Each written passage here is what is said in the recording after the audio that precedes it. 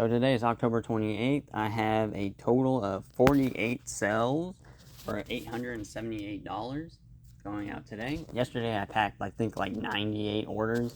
A lot of it is from people shopping Halloween last minute, and I doubt some of their items are going to get there. Some might, some probably won't, but I still have, even today, people messaging me asking me if their order is going to arrive by tomorrow or 2 days from now. So I don't know what like la land they live in, but this ain't Amazon, so that's never gonna happen. But that's one thing that in eBay you gotta realize is that when your buyers have problems, those problems go onto you, even if it doesn't have anything to do with you. So if they are ordering late and they decide to purchase from you, they're gonna make their problem your problem. And sometimes you just have to deal with it. Don't get mad at it or frustrated or anything. It's fine. Some people will leave negatives or neutrals about it. Other people will blame you for it, even if it's the post office fault. So just, ignore it the best that you can, because everybody likes to blame somebody else than themselves. But yeah, so today is a pretty simple day. I'm not trying to be here all day. It's already like 11 o'clock because I have to run and get boxes from Grainger, which I want to talk to you guys about that. So when you become more full-time, you don't really want to go and scavenging boxes out of dumpsters or a Dollar General and be dealing with a bunch of different size boxes and having to break them down or store them. It gets really tedious when you're selling, like 25, 30 items plus a day. So that's why I buy brand new boxes. It's more valuable for my time to do it because they're not even that expensive. So it does add up though, but when you start doing volume, you kind of have to do it. But if you're just starting out, I recommend go to Dollar General. They have a lot of boxes, and they'll let you just take it for free. All you have to do is go in there and ask, hey, can I have some boxes? It might be a little awkward at first, but they really don't care, because they'd rather you take it, because they have to take it to the back of the dumpster or cardboard bale or wherever they take it. So they'd rather not do that, so they're happy if you take it. But I buy mine from Grainger. You can get pretty cheap boxes over there. Most of their stuff is expensive, except for their boxes for some reason. I'm not sure why. I get like 12 by 12 by 12 boxes, which is my largest size that I like to purchase in bulk. And I get that for, I think, like 97 cents per box. And most of the time when I use those boxes, the average order value is $30 and up. So it's not too bad, being only $1. And then I also get 12 by 9 by 9. But I can make an entire video dedicated to like the different types of packing material you guys need or should use, but like I said, if you're just first starting out, don't be buying boxes. Just go get free boxes and free shipping supplies. The only thing you should probably buy is poly bags, because you can't really get poly bags for free. But as you see behind me, these are all returns from just this week. I think I have like 6 more. Most of them are costumes, so hopefully people aren't trying to scam me and just use them for Halloween. But I do have a policy in place that says that if they return it, then they're going to lose. If they return it after Halloween, that they're going to lose their shipping cost, which is $10, plus 50% of their purchase price. So these people return their stuff before Halloween, those 3 costumes. So there's no problem with that. I refunded them fully, even the shipping cost, even though I didn't have to. But for the other people, hopefully they ship it within the next 2 days, because they only got two days. So, but returns suck, but it's a part of business.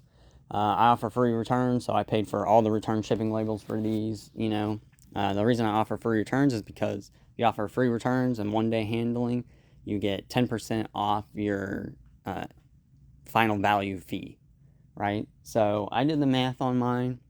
And it came out to, it was like, I was making over $2,000. I was saving over $2,000 in insertion fees. And it doesn't even, and I don't even spend nowhere near that amount of money on shipping labels for them to be returned to me. But again, I can make an entire video dedicated to offering free returns and why you should do it.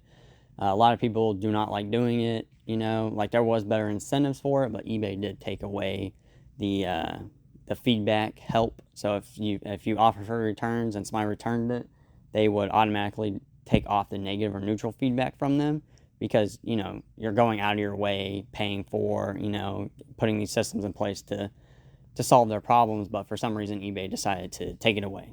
I'm not sure why. And then they introduced automatic feedback, and I don't even think automatic feedback even has anything to do with your metrics, because when I add up, when I look at my metrics, it says that it only counts like 3,700 positive reviews, but I have 4,600, and if you minus the automatic feedback ones, then yeah, it makes no sense. So I don't know if they're counted less or what's going on, but I don't think they count at all. But then again, I could be wrong. I don't know. I'm not eBay, so, and I'm not really looking too much into it. I have like 99.7% positive feedback. When you do volume like me, you're gonna get scammers. I had a person with a pair of pants, not these pants, but another person with a pair of pants who was trying to scam me. But since I'm a big seller, you know, I didn't let him push me around. That's another topic for whatever. But so I'm gonna go and pick some of these orders, and then I'm going to start packing them. And I might clean up the warehouse a little bit because it's kind of messy. There's trash over there, just because I've had such a crazy week, or month I should say. And I thought it might go a little bit lighter, but I guess not. I'm still at 50 orders a day, so yeah, I'm not complaining. I'm just complaining, you know. But I'm gonna start doing that stuff, and hopefully it doesn't take me too long. And of course, I'm gonna show you guys that. Alright guys, so I finished pulling all the orders. It's not too bad. I think there's like 6 items that are Halloween costumes that they're probably not going to arrive for these buyers. So hopefully they don't start a return request, but you know, I'm sure they will. But there's nothing I can do about it. Oh well. Hopefully they get to them.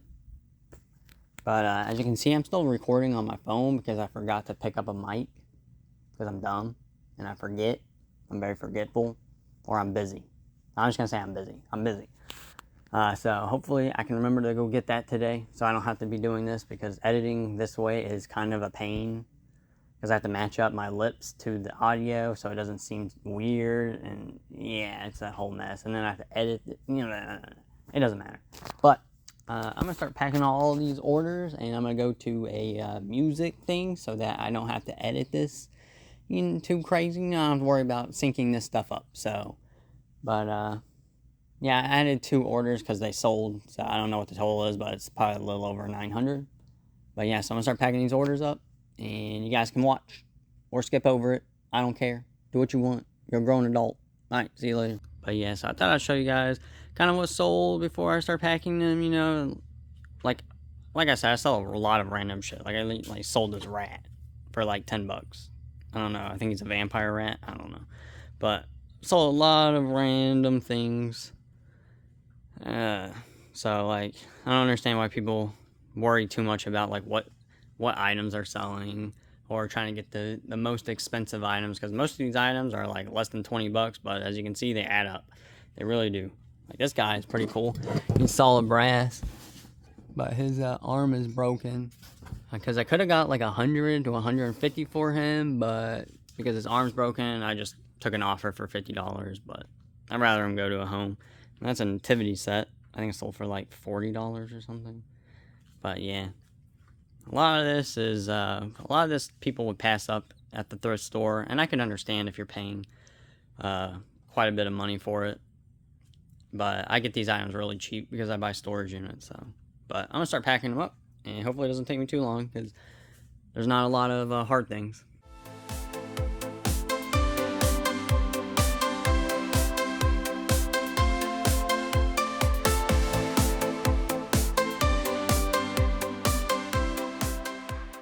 Alright guys, so I finished packing up all the orders real quick. I'm going to show you guys.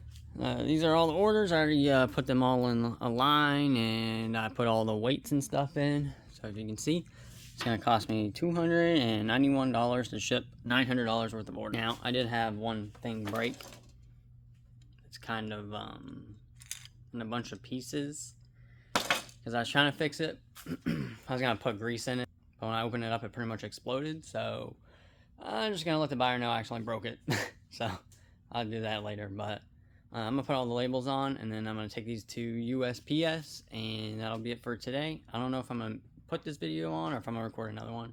But if not, make sure you guys like, comment, and subscribe. And if you have any questions about reselling on eBay or business in general, just let me know.